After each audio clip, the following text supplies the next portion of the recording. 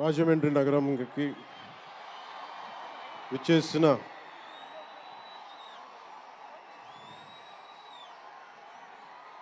Cinema అభిమానులందరికీ, తెలుగు హీరోల అభిమానులందరికీ, ప్రత్యేకించి రామ్ చరణ్ గారి అభిమానులందరికీ నా హృదయపూర్వక నమస్కారం. ఇక్కడికి విచ్చేసిన ఆసీనులైన విశిష్ట అతిథులందరికీ మనస్ఫూర్తిగా నా హృదయపూర్వక నమస్కారాలు. ఆంధ్రప్రదేశ్ నలుమూలల నుంచి విచ్చేసిన ప్రజానీకానికి నా హృదయపూర్వక నమస్కారాలు.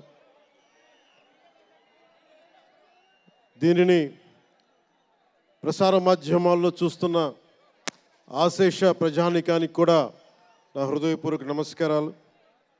పత్రికాధిపతులకి, పాత్రికేయులకి, యూట్యూబ్ ఛానల్స్కి, అన్ని సోషల్ మీడియా వీక్షిస్తున్న ప్రతి ఒక్కరికి కూడా నా హృదయపూర్వక నమస్కారం. అలాగే పవన్ కళ్యాణ్ అభిమానులకు కూడా నా హృదయపూర్వక నమస్కారం.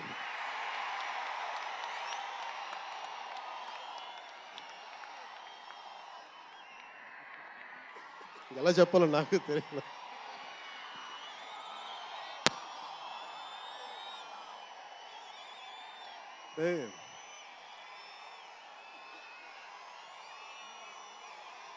ఎక్కడి నుంచి వచ్చామో మర్చిపోకూడదు కదా. రఘుపతి వెంకయ్య నాయుడు గారిని మర్చిపోలేం, ఒక దాదాసాహెబ్ ఫాల్కేని మర్చిపోలేం, ఒక రాజ్ కపూర్ని మర్చిపోలేం, సత్యజిత్ని మర్చిపోలేం, షోలే తీసిన సిప్పిల్ని మర్చిపోలేం, తెలుగు సినిమాలని ఖ్యాతి నిలబెట్టిన నాగిరెడ్డి గారిని మర్చిపోలేం, బిఎన్ రెడ్డి గారిని మర్చిపోలేం, గోడవల్లి రామబ్రహ్మం గారిని మర్చిపోలేం. ఈ రోజున ఇంతమంది వేదిక పైన శంకర్ గారు లాంటి నిష్ణాతులు మహానుభావులు ఉన్నారు అంటే, సూర్య గారు లాంటి నటుడు దర్శకులు ఉన్నారంటే మేము మూలాలు మర్చిపోకూడదు. తెలుగు చిత్ర పరిశ్రమ పెద్దలందరికీ గుర్తు చేసుకుంటూ, తెలుగు జాతికి పేరు తెచ్చిన ఎన్టీ రామారావు గారికి మనస్ఫూర్తిగా ఆయనని గుండె లోతుల్లోంచి ఆయనకి స్మరించుకుంటూ, అలాగే పవన్ కళ్యాణ్ ఉన్నా, రామ్ చరణ్ ఉన్నా, ఏ హీరోలు ఉన్నా కానీ దానికి మూలం మెగాస్టార్ చిరంజీవి గారు. మీరందరూ గేమ్ చేంజర్ అనొచ్చు, ఓజీ అనొచ్చు. ఆ మూలాలు ఎక్కడో మారుమూల ఒక చిన్న పల్లెటూళ్ళలో, కుగ్రామంలో, మొగల్తూరు అనే కుగ్రామంలో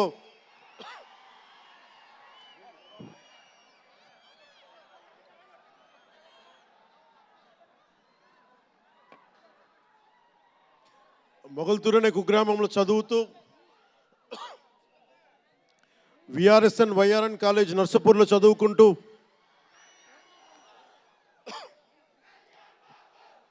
ఇవన్నీ ఇలాంటిదే మీరు అనాలంటే ఆద్యుడు ఆయనే.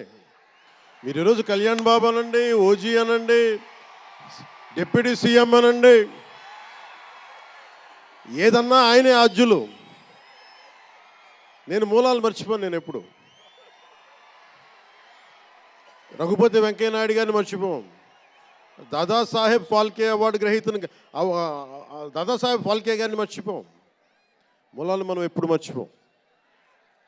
అలాగే మేమందరూ రామారావు గారిని మర్చిపోలేం. ఇంతమంది తెలుగు చిత్ర పరిశ్రమ ఇక్కడ కదిలింది, వచ్చింది అంటే దాని స్ఫూర్తి ఒక అక్కినేని నాగేశ్వరరావు గారు, రామారావు గారు, ఘట్టమనేని కృష్ణ గారు, ఒక శోభన్ బాబు గారు, ఎంతోమంది నిష్ణాతులు పెద్దలు తెలుగు చిత్ర పరిశ్రమ కోసం శక్తియుక్తులు ధారపోసిన వారు. వారందరికీ మనస్ఫూర్తిగా హృదయం నుంచి ఒక నటుడిగానే కాదు, ఆంధ్రప్రదేశ్ డిప్యూటీ సీఎంగా కూడా మనస్ఫూర్తిగా వారికి నమస్కారాలు తెలియజేసుకుంటా ఉన్నాను.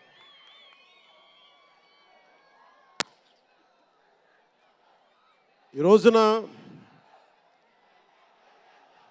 ఈ వేదికకి ఇంత బలంగా తెలుగు చిత్ర ఒక ఫిల్మ్ ఓపెనింగ్ ఇక్కడ ఒక సినిమా ఫంక్షన్ ఇక్కడ చేసుకోగలిగామంటే కూటమి ప్రభుత్వం అనుభవజ్ఞుడైన నాయకులు శ్రీ నారా చంద్రబాబు నాయుడు గారు, గౌరవ ముఖ్యమంత్రి శ్రీ నారా చంద్రబాబు నాయుడు గారు, ఆయన ఆశీస్సులు, ఆయన సహకారం, ఆయన నిరంతర మద్దతు ఈ రోజున ఇక్కడ ఇంత అద్భుతమైన సభ జరుపుకోగలుగుతున్నామంటే గౌరవ ముఖ్యమంత్రి గారికి ప్రత్యేకించి రాజమండ్రి హృదయం నుంచి ఆయనకి నా కృతజ్ఞతలు తెలుపుకుంటా ఉన్నాను. అలాగే ఒక ఫంక్షన్ చేస్తున్నామంటే హోమ్ మినిస్టర్ అనిత గారికి కూడా నా హృదయపూర్వక ధన్యవాదాలు తెలియజేసుకుంటా ఉన్నాను. స్టేట్ డీజీపీ గారికి నా హృదయపూర్వక ధన్యవాదాలు. జిల్లా ఎస్పీ గారికి, జిల్లా అధికార యంత్రాంగానికి, జిల్లా కలెక్టర్ గారికి, ప్రతి ఒక్కరికి పేరు పేరున గత 2 రోజులుగా 4 రోజులుగా కష్టపడి మన పర్మిషన్స్ అన్నీ ఇచ్చి ఈ సభను విజయవంతం చేసే నేపథ్యంలో కష్టపడిన ప్రతి ఒక్క అధికారులందరికీ కూడా ప్రత్యేకించి ధన్యవాదాలు. అలాగే వేదిక పైన ఉన్న శ్రీ కందులు దుర్గేష్ గారికి, గౌరవ మంత్రివర్యులు పిడుగు హరిప్రసాద్ గారు, ఎమ్మెల్సీ, మమ్మల్ని ఇన్ని రకాలుగా ఆయన, మీకు తెలుసు కదా గోరట్ల బుచ్చయ్య చౌదరి గారి గురించి, ఆయన్ని పట్టు విడవరు ఆయన, మనం వదలాల్సిందే పట్టు. అలాంటి గోరంట్ల బుచ్చయ్య చౌదరి గారికి మనస్ఫూర్తిగా నా హృదయపూర్వక నమస్కారాలు. అలాగే యువరక్తంతో రాజమండ్రి రాజకీయాల్లో ప్రజలకి నిరంతరం సేవ చేద్దామని చేస్తే ఆదిరెడ్డి వాసు గారికి నా హృదయపూర్వక నమస్కారాలు. అలాగే నిరంతరం గత పాలనలో ఒత్తిళ్లు ఎదుర్కొని బలంగా నిలబడ్డ రాజనగరం ఎమ్మెల్యే శ్రీ బత్తుల బలరామకృష్ణ గారికి, అలాగే కె శ్రీనివాసరావు గారికి, గౌరవ ఎమ్మెల్యే, వారికి నా హృదయపూర్వక నమస్కారాలు. అలాగే Kakinada urban development authority chairman Shri Tummala Babu గారికి నా హృదయపూర్వక నమస్కారాలు.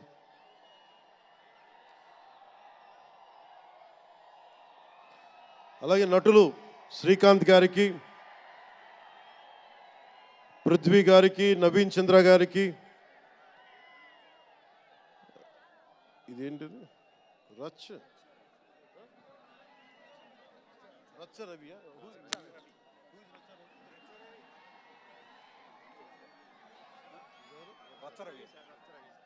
రచ్చ రవి గారికి, రామ్ జోగేష్ శాస్త్రి గారికి, కాసరాల శ్యామ్ గారికి, అనంత్ శ్రీరామ్ గారికి, బుర్రా సాయి మాధవ్ గారికి, ఇక్కడ ఉన్న అంజలి గారికి, అలాగే మ్యూజిక్ డైరెక్టర్ తమన్ గారికి, నాకు చాలా తక్కువ సినిమాలు నేను థియేటర్కి వెళ్ళేవాడిని.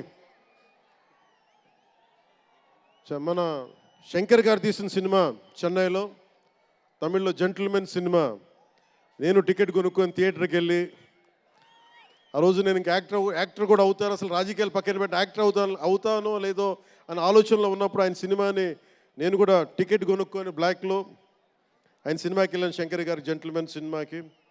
అలాగే ప్రేమికుడికి కూడా ఎవరు లేక తోడుకి మా అమ్మమ్మని తీసుకెళ్ళాను ప్రేమికుడి సినిమాకి. ప్రేమికుడి సినిమా అమ్మ என்ன சொல்லுவாங்க పార్టీயோடு పోయిటానే. అంటే అలాంటి అందరినీ, అన్ని వయసుల వాళ్ళని కూడా ఆకట్టుకునే సినిమా, ఎంటర్టైన్మెంట్తో పాటు ఒక సోషల్ మెసేజ్ ఉన్న సినిమాలు ఆయనవి. అలాంటి మంచి సినిమాలు భారతదేశంలో ఈ రోజున చరణ్ గారు కానీ, రాజమౌళి గారు కానీ, జూనియర్ ఎన్టీఆర్ కానీ వీరందరూ విఖ్యాతిగా మన ప్రపంచ ఖ్యాతి ఉన్న రావటం అనేది దానికి ఆద్యులు కొద్దిమంది డైరెక్టర్స్ ఉన్నారు, ముఖ్యంగా దక్షిణాది నుంచి. దాంట్లో చాలా కీలకమైన వ్యక్తి శంకర్ గారు ఈ రోజున భారతదేశం మొత్తం తెలుగు చిత్ర పరిశ్రమ వైపు చూస్తుంది అంటే తమిళనాడు నుంచి వచ్చి తెలుగులోకి డబ్బై ఆ సినిమాని తెలుగు ప్రేక్షకులు ఇది తమిళ సినిమా కాదు తెలుగు సినిమా అని చెప్పి గుండెల్లో పెట్టుకొని ఆదరించారు. అంత గొప్ప సినిమాలు తీశారు శంకర్ గారు. నేను ఎప్పుడు అనుకునేవాడిని శంకర్ గారు తెలుగులో కూడా తీయచ్చు కదా డైరెక్ట్ తెలుగు ఫిల్మ్ అంటే.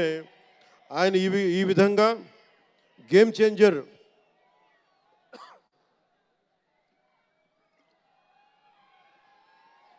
చేంజర్ సినిమాని పూర్తిగా తెలుగులో తీసి మిగతా భాషల్లో డబ్ చేసే క్రమంలో రిలీజ్ చేస్తుంది. మనస్ఫూర్తిగా వారికి నా ధన్యవాదాలు.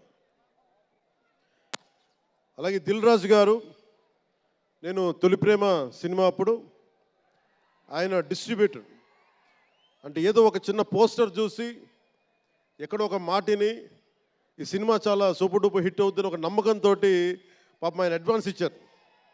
అలా స్టార్ట్ అయిన వ్యక్తి. మేము వకీల్ సాబ్ నా నిర్మాత కూడా ఆయన.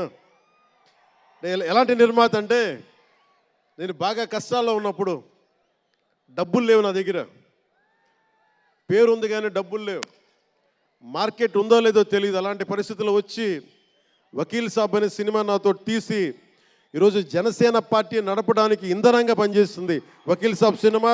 దాని నిర్మాత దిల్ రాజు గారు. సో మనస్ఫూర్తిగా వారికి నా ధన్యవాదాలు. అలాగే రామ్ చరణ్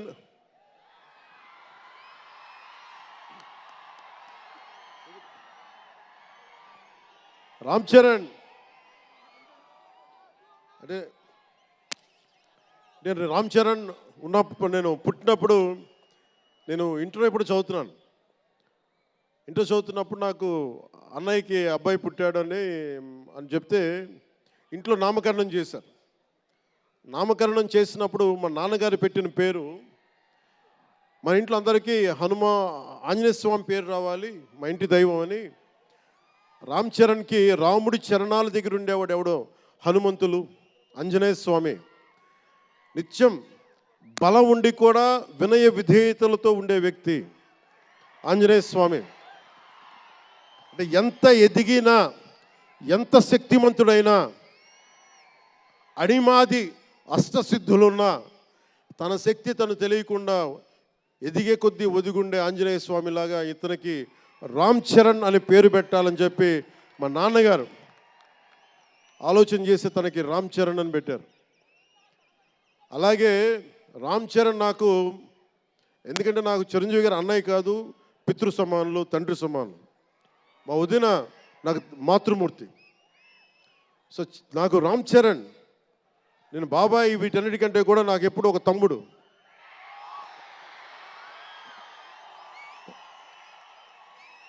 చిన్నప్పుడు బాగా ఏడిపించేవాడిని, నేను ఇంకా బద్ధకంగా ఉండేవాడిని.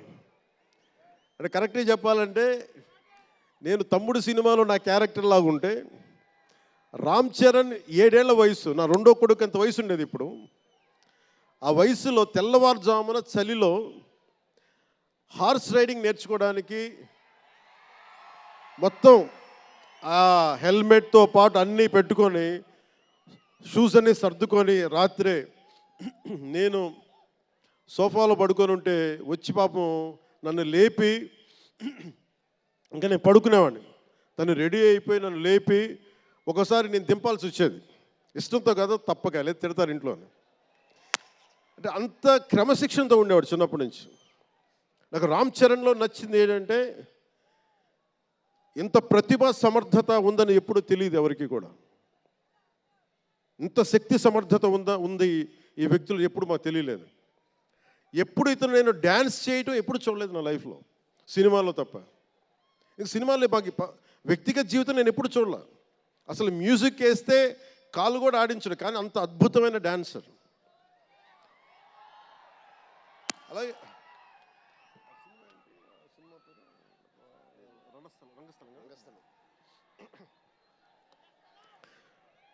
రంగస్థలం గురించి మాట.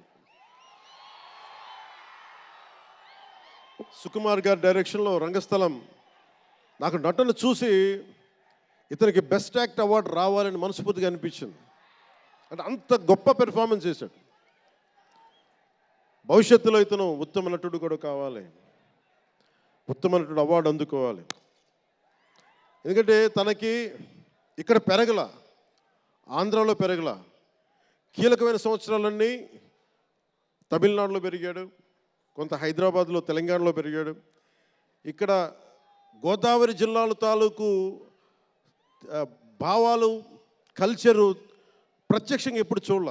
అవన్నీ తెలియకుండా ఆ క్యారెక్టర్లో ఇమిడిపోయి కొన్ని తరాలుగా గోదావరి తీర ప్రాంతంలో పుట్టిన వ్యక్తిగత యాక్ట్ చేసిన విధానం చూస్తే నాకు అమితంగా నాకు నచ్చింది. అంటే అంత గొప్ప నటుడు ఉన్నాడు. చిరంజీవి గారి వారసుడు అలా కాకపోతే ఇంకెలా ఉంటాడు? చిరంజీవి గారికి తగ్గ వారసుడు. తండ్రి మెగాస్టార్ అయితే కొడుకు ఏమవుతాడు? గ్లోబల్ స్టార్ అవుతాడు.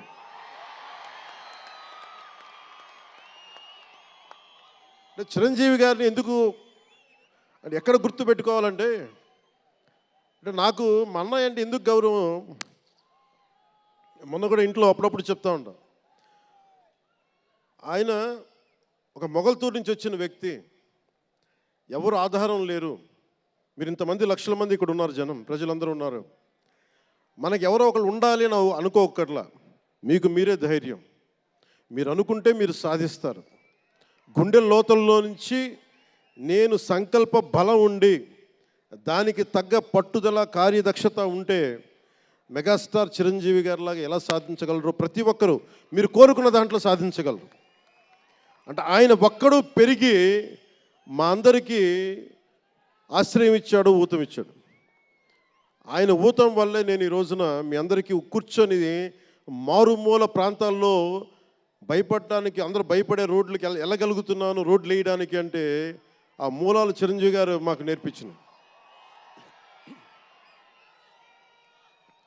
అంటే ఇది ఎందుకు చెప్తున్నానంటే, నేను చిరంజీవి గారిని ఎంత కష్టపడేవారు ఆయన కష్టపడి బయటికి వచ్చి ఇంటికి వస్తే నేను అర్ధరాత్రి పూట వెయిట్ చేసేవాడిని అక్కడ సోఫాలో పడుకున్నాను హాల్లో. మా అన్నయ్య గారు ఎప్పుడు వస్తారు, ఆయన ఎంత కష్టపడేవారంటే కనీసం వచ్చి షూలు ఇప్పుకోవడానికి అసలు శక్తి ఉండేది కాదు. అలిసి సొలిసి ఒళ్ళు కుమిలిపోయి, అంటే ఏమంటుందని అసలు కందిపోయి దెబ్బలు తిని, ఎందుకంటే అప్పుడు సేఫ్టీ మెకానిజం లేదు. మన గుండా షూటింగ్ టైంలో మన ఏదో అనకాపల్లి వెళ్తుంటే ఇక్కడే చిరంజీవి గారు చేశారని ఎవరు ఆయన సన్నిహితులు చెప్తా ఉంటే, ఆ పడిపోయి ట్రైన్ కింద యాక్సిడెంట్లో కాలు ఫ్రాక్చర్ అయ్యి, అలాంటి ఒక సేఫ్టీ లేని పరిస్థితులు ఆయన చేస్తూ ఇంటికి వచ్చేటప్పటికి మాకు చేయగలిగేది ఏంటంటే, మాకు గిల్టీగా ఉండేది. తమ్ముడు సినిమాలో నేను ఎలా ఉండేవాడిని, ఆకతాయిగా తిరుగుతా, అలా నాకు అలా అనిపించేది. నా జీవితం అలా లేననుకోండి. కానీ మా అన్నయ్య వచ్చేటప్పటికి ఏదైనా చేద్దామని తపంతో పాపం ఆయన సాక్స్ తీస్తే కాళ్ళు వాచిపోయాయి. ఆ షూ కూడా వచ్చేది కాదు, చెమటతో తడిచిపోయేది. ఆయన షూలు తీసి ఆయన పాదాలు తుడిచి అది చేస్తే మాకు ఒక చిన్నపాటి ఉపశాంతి మాకు లభించేది. ఎందుకంటే ఇంత కష్టపడుతున్నాడు ఇంతమంది కోసం అనేది. అంటే అలాంటి కష్టాన్ని చూసి పెరిగాడు రామ్ చరణ్. అందుకే ఎందుకు ఆయన గురించి చెప్తున్నానంటే, మేము ఎప్పుడూ దీన్ని అహంకారంగా తీసుకోవాలి. మెగా అభిమానులు ఇలాంటి పదాలు మేము ఎందుకు మాట్లాడమంటే, ఇక్కడ అందరి హీరోల అభిమానులు ఉన్నారు. జూనియర్ ఎన్టీ, మీరు అందరు సినిమాలు చూస్తారు. రామ్ చరణ్ ఒక సినిమాని ఎక్కువ ఇంకొక హీరోని ఇష్టపడచ్చు, ఒక హీరోని ఎక్కువ ఇష్టపడచ్చు. జూనియర్ ఎన్టీఆర్ గారిని ఇష్టపడతారు, అల్లు అర్జున్ గారిని ఇష్టపడతారు, అలాగే ఒక ప్రభాస్ గారిని ఇష్టపడతారు. ఇంకా హీరోస్ పేర్లు అందరూ చెప్పి ఒకసారి మర్చిపోయి. ఘట్టంనేని మహేష్ గారిని ఇష్టపడతారు, అంటే నేను ఎందుకు అందరి హీరోల క్షమించాలి, అందరి హీరోల అభిమానులను పేరు పేరున నేను సమయం తక్కువ ఎక్కువ మంచి అందరి హీరోలు పేరు పేరున చెప్తున్నాను. చిన్న చిత్తగా అట్లని చెప్పట్లా. ఎవరైనా సరే, ఏ స్థాయి హీరోలైనా సరే వారు ప్రత్యేకించి అభిమానులు ఉంటారు. నాని గారు ఉన్నారు, ఆయనకి ప్రత్యేకించి మా ఇంట్లో చాలామంది అభిమానులు ఉన్నారు. మా సిస్టర్ చాలా నచ్చుతారు మా చెల్లికి నాని గారి సినిమాలు. ఇలాగా మా ఇంట్లో అందరికి కూడా మా చిరంజీవి గారు మాకు నేర్పించింది ఒక హీరోని ద్వేషించే పని మాకు తెలియదు. మాకు చిన్నప్పటి నుంచి మా జీవితంలో కళమా తల్లి సాక్షిగా చెప్తున్నాం, ఎప్పుడు కూడా మా ఇంట్లో ఈ హీరో సినిమా పోవాలి, మేము ఉండాలి, మా ఇంట్లో ఎప్పుడు లేదు. అసలు ఆ సంస్కృతి మా ఇంట్లో లేదు. అందుకు మేము అందరం బాగుండాలని కోరుకుంటాం. ఎందుకు బాగుండాలని కోరుకుంటామంటే సర్వే జనం సుఖినో భవంతు అని చెప్పి మా నాన్న నేర్పించిన ఇది మాకు సంస్కృతి. అది మేమే బాగుండాలి, వాళ్ళు బాగుండకూడదు అనుకుంటే ఎకానమీ తిరగాలి, అందరి దగ్గర డబ్బులు ఉండాలి, అందరూ బాగుండాలని కోరుకుంటాం. అలాంటి పరిస్థితుల్లో అలాంటి వాతావరణంలో పెరిగాం. రామ్ చరణ్ అలాంటి వాతావరణంలో పెరిగిన వ్యక్తి. నాకు చాలా గర్వంగా ఉంటుంది, చాలా ఆనందంగా ఉంటుంది. అతని హార్స్ రైడింగ్ చూస్తే మటుకు నాకు చాలా అసూయ వస్తుంది. నాకు చాలా తక్కువ సందర్భాల్లో నాకు అసూయ వస్తాయి. మొన్న ఈ మధ్యన అరకుకి వెళ్ళినప్పుడు గిరిజన ప్రాంతాల్లో ఉన్న సోదరులను చూసి ఆ పచ్చని చెట్ల మధ్య వాళ్ళ జీవన విధానాన్ని చూసి నాకు అసూయ వచ్చింది. అలాంటి అసూయ రామ్ చరణ్ని చూస్తే నాకు మగధీరలు అనిపించింది. ఎంత అద్భుతంగా చేస్తున్నాడు అతను. చిన్నప్పుడు నేను కూడా నేర్చుకొని ఉంటే ఇలా ఇంట్లో కూర్చొని కాళ్ళు బాలజాపుకొని కూర్చోకుండా, పుస్తకాలు కాకుండా ఇంకేదైనా చేస్తుంటే నేను ఇంత అద్భుతంగా చేసేవాడిని అనిపించేది. ఆ పట్టుదలతోటి నాకు హార్స్ రైడింగ్ నేర్చుకోలేదు జీవితంలో. ఇప్పుడు గబ్బర్ సింగ్ సినిమాకి నాకు హార్స్ రైడింగ్ పెట్టారు. అందరూ ఏమనుకున్నారంటే పవర్ స్టార్ అంటే అన్నీ వచ్చేసి అనుకున్నారు. నాకు తెలియదు అవన్నీ. హార్స్ రైడింగ్ అని చెప్పారు. ఓకే అని గుర్రం చూపించారు నాకు. అది కచ్ రాష్ట్రం గుజరాత్లో. గుర్రం దగ్గరికి వెళ్ళా. సార్ ఏం లేదు, దౌడు తీసుకుంటే గ్యాలప్ మీద వచ్చేయాలంటే ఓకే షూర్ అన్నాను, డెఫినెట్గా వచ్చేస్తానన్నా. కింద పడితే ఏమవుతానో నాకు తెలియదు. సార్ నాకు ఒకటి తెలుసు, తెగింపు తెలుసు. గుర్రం దగ్గరికి వెళ్ళి చెప్పా, దానికి చెవిలో చెప్పాను, నాకు హార్స్ రైడింగ్ రాదు. వీళ్ళందరూ నన్ను ఎక్స్పెక్ట్ చేస్తారు నేను చాలా గొప్ప హార్స్ రైడర్ అని. అంటే హీరో అంటే అన్నీ తెలియాలని అనుకుంటారు. నాకు తెలియదు హార్స్ రైడింగ్. దానికి ఒక పంచదార ముక్కను చిన్న క్యారెట్ పెట్టా, జాగ్రత్తగా తీసుకెళ్ళి నాకు వదిలేవా అన్న. పాప ఆ గుర్రం అది నన్ను ఎంత అద్భుతంగా తీసుకెళ్ళిందంటే అది మీరు చూసారు ఆ సీన్లో.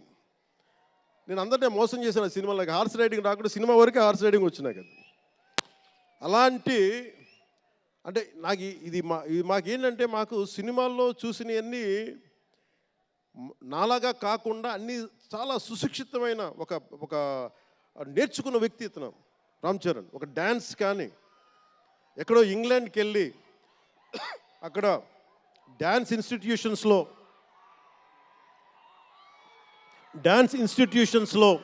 డ్యాన్స్ నేర్చుకొని ఇవన్నీ వచ్చిన వ్యక్తి. అలాగే ఈ సినిమా ప్రత్యేకించి చాలా సోషల్ మెసేజ్ ఉన్న సినిమా నాకు అర్థమవుతోంది. పొద్దున్నే ట్రైలర్ చూశాను, గేమ్ చేంజర్ ట్రైలర్. చాలా అద్భుతంగా ఉంది, చాలా బాగా ఆడుతుంది అని చెప్పి మనస్ఫూర్తిగా అందరికీ అభినందనలు తెలియజేసుకుంటూ, ప్రత్యేకించి శంకర్ గారికి నాకు మనస్ఫూర్తిగా అభినందనలు తెలియజేసుకుంటూ, అలాగే తెలుగు చిత్ర పరిశ్రమకు సంబంధించినంత వరకు ఇది ఓజీ గురించి చెప్తాను, లాస్ట్లో చెప్తాను. నేను ఓజీ తర్వాత అంటే మీరు వదలట్లా. మన ముందున్న సినిమా గేమ్ చేంజర్ని బాగా చూడండి. ఎందుకంటే ఈ ఫంక్షన్ ప్రత్యేకించి ఈ మధ్యకాలంలో ఉన్న ఒత్తిడి తెలుసు మీకు. ఒక పబ్లిక్ ఫంక్షన్ అంటే ఎలాంటి ఒత్తిడి ఉంటుందో మీ అందరికీ తెలుసు. నేను చాలా ఆలోచించాను ఈ సమయంలో పెట్టాలా లేదా అంటే. సినిమా అనేది 10 మందికి తెలియచేయాలి. దిల్ రాజు గారు లాంటి వాళ్ళు 3 సంవత్సరాలు తీశారు సినిమా. 3 సంవత్సరాలు తీసింది వాళ్ళకి దొరికేది దొరికితే ఒక 10 రోజులు. బడ్జెట్లు ఎక్కువైపోయినాయి. అలాంటి వాటికి మేము చేయగలిగేది ఎక్కువ మందికి తెలియజేసేలాగా ఒక ఇది part and parcel of cinema. అందుకని మేము కోరుకుంది చిన్న ఫంక్షన్ చేద్దాం. నన్ను అడిగారు గెస్ట్గా రమ్మని. నేను ఒకటే చెప్పాను, ఇంత పెద్ద ఫంక్షన్ చేయాలా లేదా, ఎందుకంటే మీ అందరికీ తెలుసు నా భయం. మీరు క్షేమంగా వచ్చి క్షేమంగా వెళ్ళాలి అని చెప్పి అహిర్నిశలు ఆకాంక్షించేవాడిని, శ్రమ పడేవాడిని. మీకు చిన్న దెబ్బ తగిలితే నా గుండె గాయం అవుద్ది. అందుకని నేను ఎప్పుడు సినిమా ఫంక్షన్ నేను చేసుకోవడానికి ఇబ్బంది నాకు. ఇందాక కూడా వచ్చినప్పుడు చాలా టెన్షన్తో ఉన్నా, ఎవరికైనా దెబ్బలు తగులుతాయి, ఏదైనా అయిపోద్దా అని భయం ఉంది. మనస్ఫూర్తిగా మీ అందరికీ చేతులెత్తి నమస్కరిస్తున్నా, మీరు క్షేమంగా ఇంటికి వెళ్ళాలి. ఎందుకంటే మీ తల్లిదండ్రులు, మీరు ఒక సాయంత్రం ఆనందం కోసం వచ్చింది, దీన్ని విషాదం కాకూడదు. అందుకని మనస్ఫూర్తిగా సినిమాని సినిమాగానే చూడండి. కింద పడిపోయి మీద పడిపోయి తొక్కిసలాడుతూ హీరోలను చూడడం కంటే కూడా మీరు దూరం నుంచే ఇబ్బంది పడకుండా మీరు క్షేమంగా ఉండాలి, అందరూ క్షేమంగా ఉండాలి మనస్ఫూర్తిగా కోరుకుంటా ఉన్నాం. అలాగే అడగగానే టికెట్ రేట్స్ ఎందుకు పెంచాలి,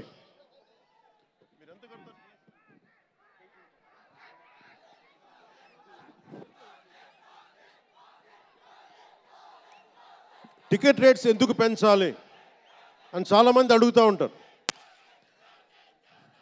ఒక నిమిషం థ్యాంక్ యూ. సినిమా రేట్లు ఎందుకు పెంచాలని అడుగుతారు. ఈ రోజున సినిమా రేట్లు పెంచాలి అంటే it's a purely demand and supply. నాకు శంకర్ గారి సినిమా నేనే బ్లాక్లో కొనుక్కొని చూశాను చెన్నైలో. అది నా సరదా. అది అంటే నాకు ఇచ్చిన డబ్బులు నేను కొనుక్కొని చూశాను. ఇప్పుడు ఆ బ్లాక్లో వెళ్ళే డబ్బు ఎవరికి వెళ్ళిపోద్ది. అలా కాకుండా టికెట్ రేట్లు డిమాండ్ అండ్ సప్లై మీద ఉంటుంది. అలాంటి డబ్బులు పెరిగితే మీరు ఇష్టపడి మీ హీరోకో ఏదో ఇష్టమైన సినిమాకో మొదటి రోజే చూడాలనుకుంటారు. That's a demand. అందుకని ఎందుకు ఇంతంటే బడ్జెట్స్ పెరిగిపోయినాయి. తెలుగు సినిమా మొత్తం ప్రపంచపరంగా వెళ్తూ ఉన్నాయి. దీనికి డబ్బులు కావాలి అంటే పెట్టుబడులు కావాలి, మార్కెట్స్ పెరిగినాయి. అలాగే పెరిగిన ప్రతి రూపాయికి 18% జిఎస్టీ కడతాం. ప్రభుత్వానికి ట్యాక్స్ వస్తుంది. పెరిగిన ప్రతి రేటుకి ట్యాక్స్ వస్తుంది. ఇదేదో పుట్టినా ఇవ్వట్లేదు ప్రభుత్వం. ప్రతి ఒక్కరికి ఏముంటుందంటే దీని ఒక ఫాల్స్ నెరేటివ్ ఉంది బయట. నా సినిమాకి టికెట్ రేట్లు పెంచకపోగా తగ్గించేశారు. భీమ్లా నాయక్కి ఇప్పుడు చాలామంది హీరోస్ అందరూ కూడా వాళ్ళెవరూ కూటమికి మద్దతు చెప్పలేదు.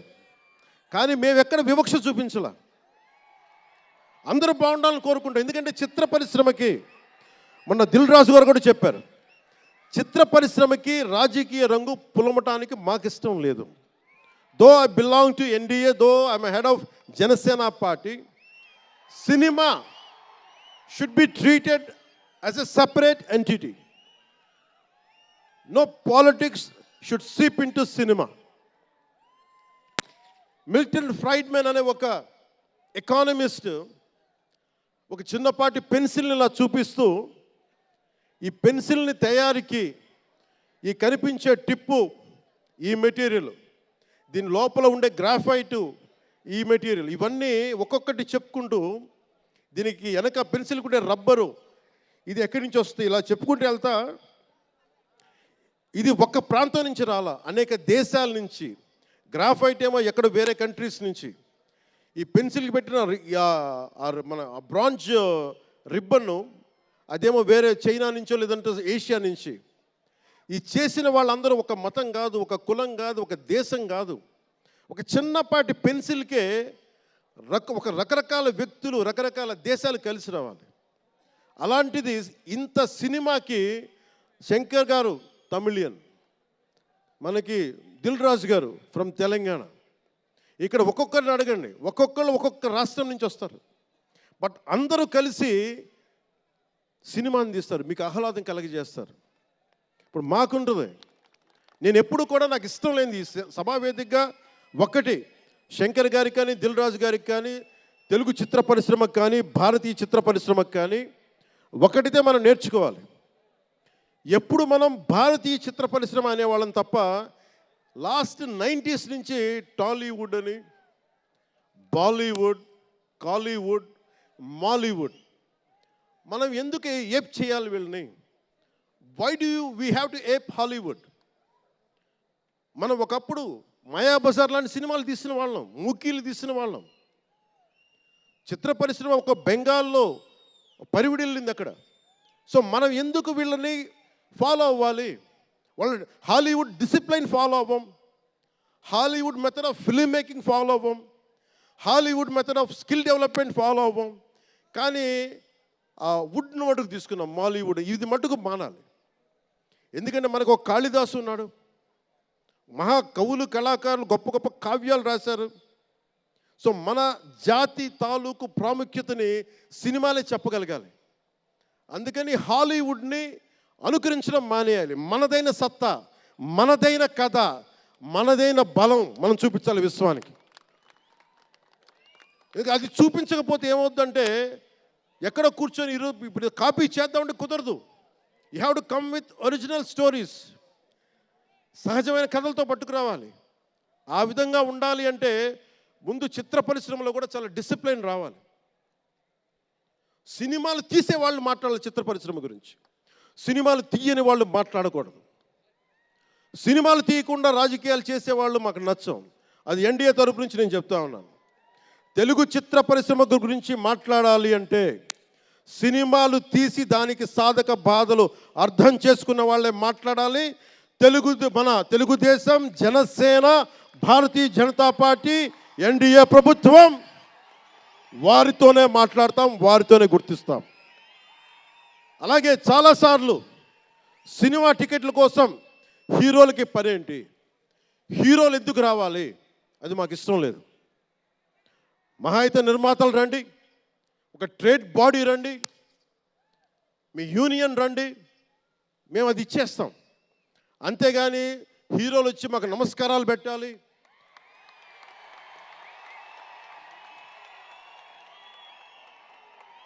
అంత ఒక లో లెవెల్ వ్యక్తులం కాదు మేము. దీన్ని ఎక్కడి నుంచి నేర్చుకున్నాం? స్వర్గీయ నటరత్న ఎన్టీ రామారావు గారి దగ్గర నుంచి నేర్చుకున్నాం. మహానటుడు. ఆయనని ఎంతమంది విమర్శించినా, కోటా శ్రీనివాసరావు గారు విమర్శించినా, ఆయన ఎప్పుడన్నా యాక్ట్ చేస్తే ఆయనతో పాటు ఏం బ్రదర్ బాగున్నారు అని చెప్పి చాలా గుండెలు నిండుగా పలికే వ్యక్తి మహానుభావుడు ఎన్టీ రామారావు గారు.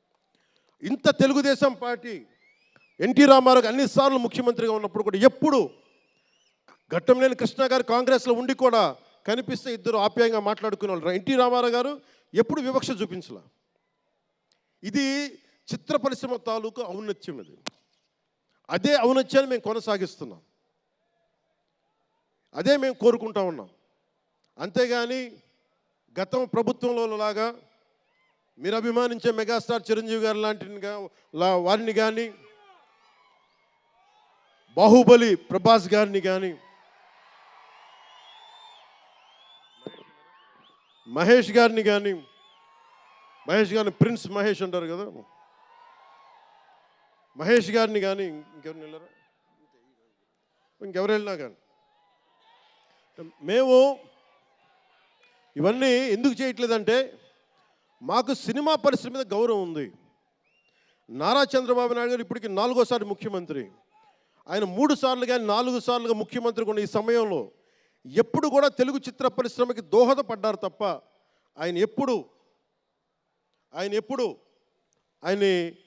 తెలుగు చిత్ర పరిశ్రమని ఇబ్బంది పెట్టలేదు. తిరిగి మేము సినిమాని గౌరవించే వాళ్ళం. ఇక్కడున్న చిత్ర పరిశ్రమ కోసం, సినిమాల కోసం పరితపించే కథల కోసం మనం వెనకాడతాం. మన కథలు కావాలి. సినిమా జీవితంలో లేని సినిమాలో వెతుక్కుంటాం. మనం జీవితంలో దొరకని న్యాయాన్ని సినిమాలో న్యాయం దొరికితే తృప్తి పడతాం. ఒక్కటి సినిమా తీస్తే ఎందుకు చూస్తాం మనం? శంకర్ గారి డైరెక్షన్లో అరే మన జీవితంలో మన ముఖ్యమంత్రి ఇలా ఉంటే బాగుంటుంది అనుకుంటాం. ఆ కథని, ఆ భావాన్ని సినిమాగా తెరకెక్కిస్తే అది బాగుంటుంది. ఒక శివాజీ సినిమా ఎదురు తిరిగితే ఎలా ఉంటుంది, ప్రత్యామ్నాయంగా చేస్తే ఎలా ఉంటుంది ఒక శివాజీ. ఇలాంటి సినిమాలన్నీ కూడా మనకి నిజ జీవితంలో జరగనివి మనం ఒక అట్లీస్ట్ సినిమా ప్రపంచంలో చూస్తే ఒక తృప్తి ఉంటుంది. అలాగే ఇంతమంది యువత ముందుకొచ్చి ఎందుకు వస్తున్నారు అంటే ఒక మార్గదర్శకం సినిమాలు. ఒకసారి సినిమాలో కూడా చాలా మంచి విలువలు ఉంటాయి, కానీ ఆ విలువలు తీసుకోవచ్చు, కానీ మనం ఎలా ఉండాలంటే హంసలాగా పాలను తీసుకొని నీళ్ళు వదిలేయాలి. కానీ కొంతమంది నీళ్ళని పట్టుకుంటారు, మనం ఏం చేయలేము. సినిమా అన్నీ చూపిస్తుంది, మంచి చెడు రెండు చూపిస్తాయి. ఏది తీసుకోవాలనేది మీది. ఉదాహరణకి వకీల్ సాబ్లో ఒక సన్నివేశంలో హీరో దగ్గరికి వచ్చే డైలాగ్ వస్తుంది, ఆర్ యు వర్జిన్ అని చెప్పి ఒక స్త్రీ పాత్రధారిని అడుగుతారు. అది నా ఇండివిజువల్గా నేను చెప్పడానికి ఇబ్బంది అనిపించింది. నేను డైరెక్టర్ గారికి, దిల్ రాజు గారికి చెప్పాను, ఈ డైలాగ్ అయితే నేను చెప్పాను కాబట్టి అబ్బాయిలు అడుగుతాను, అమ్మాయిలు నేను అడగనేమని చెప్పి. అంటే న్యాయం రెండు పక్షాలు ఉండాలి, ఒకళ్ళని ఇబ్బంది పెట్టడం నాకు ఇష్టం లేదు.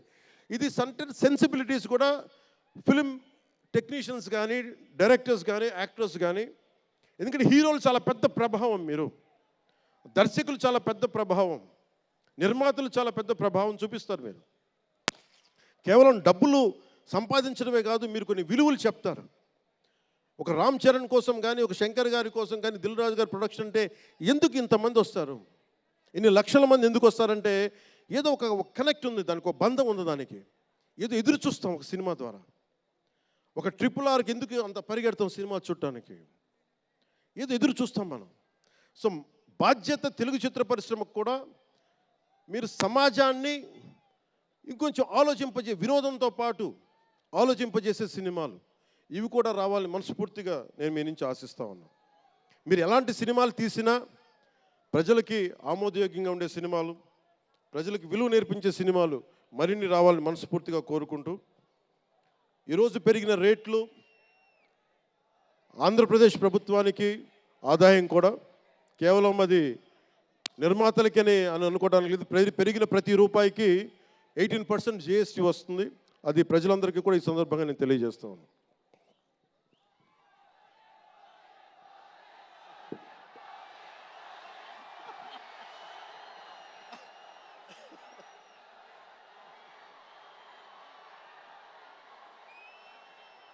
ఓజీ నా దుంప తెంపేస్తున్నారు ఆయన.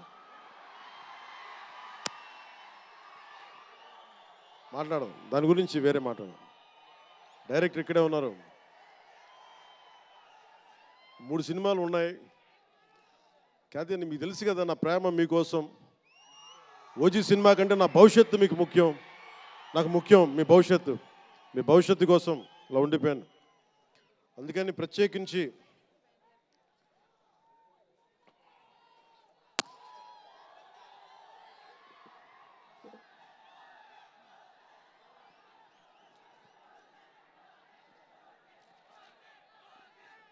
మనం మాట్లాడుకుందాం. ఇది అంటే వేరే సినిమా గురించి, ఒక గేమ్ చేంజర్ అనే సినిమాకి వచ్చి మనం ఓజీ గురించి మాట్లాడాలి. ఓజీ కోసం వచ్చినప్పుడు ఓజీ గురించి మాట్లాడాలి. అందుకని ప్రత్యేకించి ఆంధ్రప్రదేశ్ రాష్ట్ర ప్రభుత్వం తరపున గేమ్ చేంజర్ సినిమాకి, గేమ్ చేంజర్ దర్శకులు శంకర్ గారికి, గేమ్ చేంజర్ నిర్మాతలు దిల్ రాజు, లక్ష్మణ్, శిరీష్ గారికి, అలాగే గ్లోబల్ స్టార్, మెగాస్టార్ తనయులు రామ్ చరణ్ గారికి నా హృదయపూర్వక శుభాకాంక్షలు తెలియజేసుకుంటూ, ఇక్కడ ఉన్న మంత్రివర్గ సభ్యులకి, సహచర శాసనసభ్యులకు, ప్రతి ఒక్కరికి నా హృదయపూర్వక నమస్కారాలు. అలాగే నా మిత్రుడు, నాకు సన్నిహిత మిత్రుడు SJ సూర్య, உங்க பற்றி சொல்லிட்டே இருந்தேன் சார், உங்கள் பற்றி சொல்லிட்டே இருந்தேன் தந்தி டிவியில், நீங்கள் எனக்கு எவ்வளோ பிடிக்குன்னு சொல்லிட்டே இருந்தேன். ఈయన ఏ మేరా జహాన్ పాట పెడతానంటే మీరు అమ్మాయిలతో డ్యాన్స్ చేయాలి సార్ అంటాడు. నేను అంటాను దేశభక్తి చెప్పాలి. మా ఇద్దరు గొడవైంది. నేను చెప్పాను నువ్వేమనుకుంటా అవి చేస్తాను తప్ప నేను మటుకు ఏ మేరా జహాయే చేస్తాను, నేను అమ్మాయిలతో డ్యాన్స్ చేయనని చెప్పాను. చాలామంది చేశారు, ఎందుకంటే నేను బాగా చేయలేను తెలుసు నాకు. దానికి ఏదో కూర్చుని పాపం నా మాట, మా ఇద్దరికి అలా మంచి ఫ్రెండ్స్, స్నేహం మా ఇద్దరి మధ్య, గంటలు మాట్లాడుకుంటాం. ఈ మధ్య కుదరట్లేదు. సో గ్రేట్ యాక్టర్, మంచి దర్శకుడు కాదు, ఎక్స్ట్రాడినరీ డైరెక్టర్. నా కోపం ఏంటంటే డైరెక్షన్ వదిలేశాడు. ఎప్పుడు పైన విటిట నీ direction. You are such a fantastic and fabulous director. And okay, that's fine. ఆయన డ్రీమ్ ఏంటంటే I want to be an actor అనేవాడు. ఇప్పుడు హీ ఫుల్ఫిల్, ఆయన సాధించుకున్నారు, అందరి మనసులు దోచుకున్న నటుడయ్యారు. మనస్ఫూర్తిగా వారికి నా అభినందనలు తెలియజేస్తా ఉన్నాను. అలాగే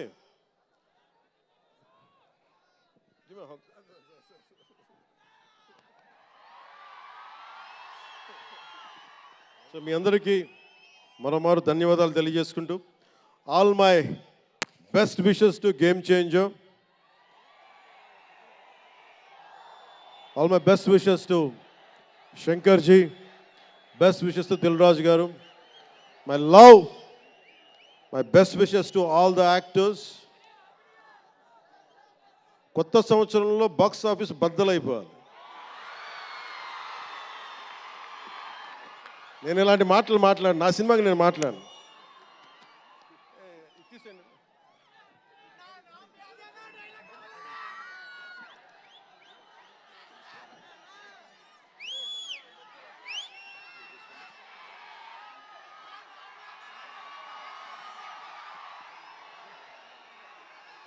మీరు ఏం చేస్తారో తెలీదు. మగధీరుడు అల్లూరి సీతారామరాజుగా మొత్తం జీవించేశాడు. అందరి తోటి నటుల మీద అమితమైన ఇష్టం చూపించేవాడు. అందరికీ ఫ్రెండ్ రామ్ చరణ్. అందరి హీరోలకి చాలా గౌరవంగా ఉండేవాడు.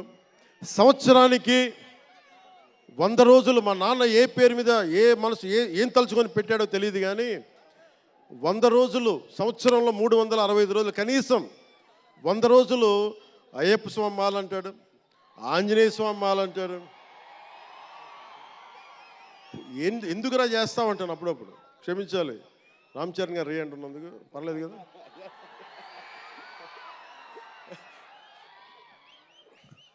అంటే ఎందుకంటే నాకు బాధ్యత తప్పకుండా ఉండటానికి, నియంత్రించుకోవడానికి, అహంకారం రాకుండా ఉండటానికి, ఎప్పుడు చూడండి చెప్పులు లేకుండా ఉంటాడు. అంటే నాకే అనిపిస్తుంది, కనీసం నేను వేసుకునే చెప్పులు కూడా వదిలేడానికి ఇబ్బంది పడతాను అప్పుడప్పుడు. అలాంటిది రామ్ చరణ్ చెప్పులు లేకుండా, మామూలు హీరో కాదు, హాలీవుడ్ దాకా వెళ్ళాడు, ఆస్కార్కి వెళ్ళాడు. అక్కడికి వెళ్ళి ఎంత గుండె ధైర్యం అంటే, నేను చెప్పులు వేసుకుంటా, అవసరమైతే మంచి సూటు బూట్ వేసుకుని తయారవుతాడు, లేదంటే అయ్యప్ప స్వామి మాలేసుకుని కనిపిస్తూ ఉంటాడు. అంటే వ్యక్తిత్వంలో ఎంత బలం ఉండాలి ఆ వ్యక్తికి. అందుకని అలాంటి రామ్ చరణ్ మంచి 16 అణాలు తెలుగువాడు, మా బంగారం, నా తమ్ముడు. ఒక తల్లికి పుట్టకపోయినా కానీ నా తమ్ముడు. ఎప్పుడు ఎదిగే కొద్దీ ఒదిగుండేవాడు.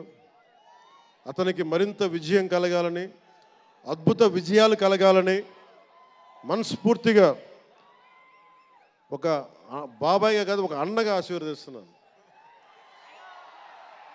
I love you Ram Charan, I love you all.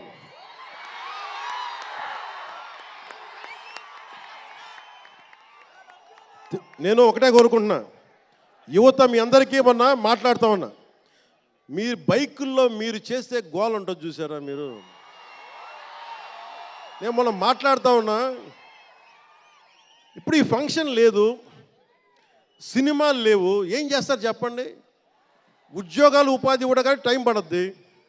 కనీసం సినిమాకి వెళ్ళి చొక్కా దించుకొని అరవకపోతే, బైకులు తీసుకొని అవి సైలెన్సర్ దాన్ని ఆ యాక్సిలేటర్ పెంచకపోతే ఆ ఎనర్జీ ఎటు వెళ్తుంది.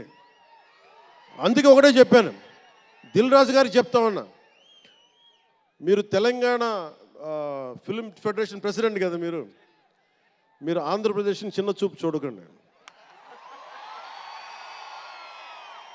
అదొకటే నేను కోరుకుంటా ఉన్నా. నేను ఆ 2 కళ్ళు అని నేను నమ్మను, కానీ మీరు తెలుగు చిత్ర పరిశ్రమని అటు తెలంగాణలోను ఇటు ఆంధ్రాలోను 2 చోట్ల అద్భుతంగా ఉండాలని కోరుకుంటా ఉన్నాను. ముఖ్యంగా ఆంధ్రప్రదేశ్ యువతకి, మీరు ఇంతమంది యువతను చూస్తూ ఉన్నారు, వీళ్ళకి స్టంట్ స్కూల్స్ పెట్టండి. మా వాళ్ళు బైక్లు వేసుకొని తిరుగుతూ ఉంటారు, గోల్ చేస్తూ ఉంటారు. ఒక మంచి స్టంట్ స్కూల్ పెట్టండి. గోదావరి జిల్లాలోనూ, రాయలసీమలోనూ, మా కడపలోనూ ఎక్కడో చోట ఒక 2-3 స్టంట్ స్కూల్స్ పెట్టండి. మా వాళ్ళకి స్కిల్ డెవలప్మెంట్ ఇవ్వండి. మాకు ఒక స్క్రీన్ ప్లే ఎలా రాయాలో మా వాళ్ళకి చెప్పండి. ఒక రాజమౌళి గారు వచ్చి చెప్పమని చెప్పండి. త్రివిక్రమ్ గారిని వచ్చి క్లాసులు తీసుకోమని చెప్పండి మా వాళ్ళకి. ఒక తమన్ లాంటి మనకి మ్యూజిక్ దర్శకులు కానీ,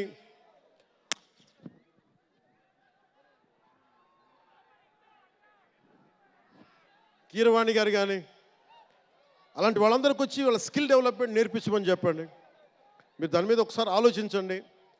స్టూడియోలు పెట్టండి. ఇక్కడ కొంతమంది అసిస్టెంట్ డైరెక్టర్స్కి ఎలా ఉండాలి, డైరెక్టర్స్ కావాలంటే ఏం చేయాలి, 24 క్రాఫ్ట్స్లో ఒకళ్ళకి ప్రొడక్షన్ డిజైనింగ్ నేర్పించండి. మా వాళ్ళకి ప్రొడక్షన్ డిజైనింగ్ స్కూల్స్ పెట్టండి. ఫిల్మ్ మేకింగ్ స్కూల్స్ పెట్టండి. ఈరోజున మీకోసం ఇంతమంది వచ్చారు. మీరు తిరిగి ఇవ్వగలిగేది మీకోసం రేట్లు పెంచాం. ముఖ్యమంత్రి గారు మీకు అండగా ఉన్నారు, చంద్రబాబు నాయుడు గారు. మేమందరం మీకు అండగా ఉన్నాం. తెలుగు చిత్ర పరిశ్రమని మీ ద్వారా మేము కోరుకునేది ఇంతమంది యువతున్నారు. వీరికి మీ ద్వారా కొంత ఉపాధి కల్పించండి. నేను సినిమాని మాట్లాడుతుంటే నేను టీవీని ఎప్పుడు వదలలేదు. టీవీ మీడియంని చిన్న తెర అనుకుని, చిన్న తెర పెద్ద తెర ఉండదు. తెర చిన్నదైనా పెద్దదైనా ఒకటే మాకు. సో మాకు ముమ్మిడివరం లాంటి గొప్ప లొకేషన్స్ ఉన్నాయి. మాకు కేరళకి మించిపోయి ఉంటుంది ముమ్మిడివరం. గోదావరి తీరం చూడండి. అసలు మీరు గండికోట చూడండి కడపలో. సిద్ధవటంకి వెళ్ళండి, అడ్వెంచర్ సినిమాలు ఉంటాయి. అటు వెళ్తే మీరు పార్వతీపురం వెళ్ళండి, మన్యం ప్రాంతం అద్భుతంగా ఉంటుంది. మీరు లొకేషన్స్ని ఎక్స్ప్లాయిట్ చేయండి. ఇక్కడ అందరికీ మేము సౌకర్యాలు కల్పిస్తాం. మా దుర్గేష్ గారికి కూడా చెప్తా ఉన్నాను, మనకి కూర్చొని ఇక్కడ టూరిజం డెవలప్ చేయాలి. అందుకని మీకు తెలుగు చిత్ర పరిశ్రమకి ఆంధ్రప్రదేశ్ ప్రభుత్వం అండగా ఉంటుందని తెలియజేసుకుంటూ, మీకోసం ఒళ్ళు వంచి పనిచేస్తానని తెలియజేసుకుంటూ, మరోమారు మనందరికీ ఇష్టమైన రామ్ చరణ్కి గుండెల నుండి శుభాకాంక్షలు తెలియజేసుకుంటూ, శంకర్ గారికి మరోమారు కృతజ్ఞతలు తెలియజేసుకుంటూ, దిల్ రాజు గారికి ఇద్దరికి అభినందనలు తెలియజేసుకుంటూ, నటీనట వర్గానికి ప్రతి ఒక్కరికి అందరికీ ధన్యవాదాలు తెలియజేసుకుంటూ, మీ అందరూ క్షేమంగా ఇంటికి వెళ్ళండి. ఇంట్లో అమ్మా నాన్నని అడిగానని చెప్పండి. నాకంటే వయసులో పెద్దవారైన ఎవరన్నా ఉంటే వారికి నా పాదాభివందనాలు తెలియజేయండి. మీరు 2 చేతులైతే దండం పెడుతున్నా, క్షేమంగా క్షేమంగా క్షేమంగా ఇంటికి వెళ్ళండి.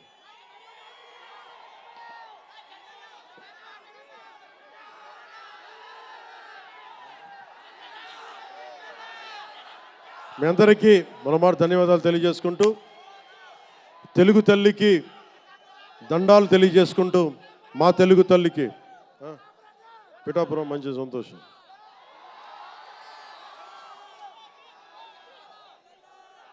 అలాగే మీ అందరికీ ధన్యవాదాలు తెలుపుకుంటూ, ఏ దేశం ఎగినా ఎందుకు కాలినా పొగడరాని తల్లి భూమి భారతిని అంటే సభ ఆరంభంలో మాట్లాడలేకపోయాను. నాకు జన్మనిచ్చిన నా నేల నేను దండాలు పెట్టుకుంటూ, నాకు దేశభక్తిని నింపిన నా భారతదేశానికి జైజేలు చెప్తూ సెలవు తీసుకున్నాను. అందరూ క్షేమంగా ఇంటికి వెళ్ళండి. మనస్ఫూర్తిగా ఇక్కడికి వచ్చిన ప్రతి ఒక్కరికి పేరు పేరున ధన్యవాదాలు తెలుపుకుంటూ,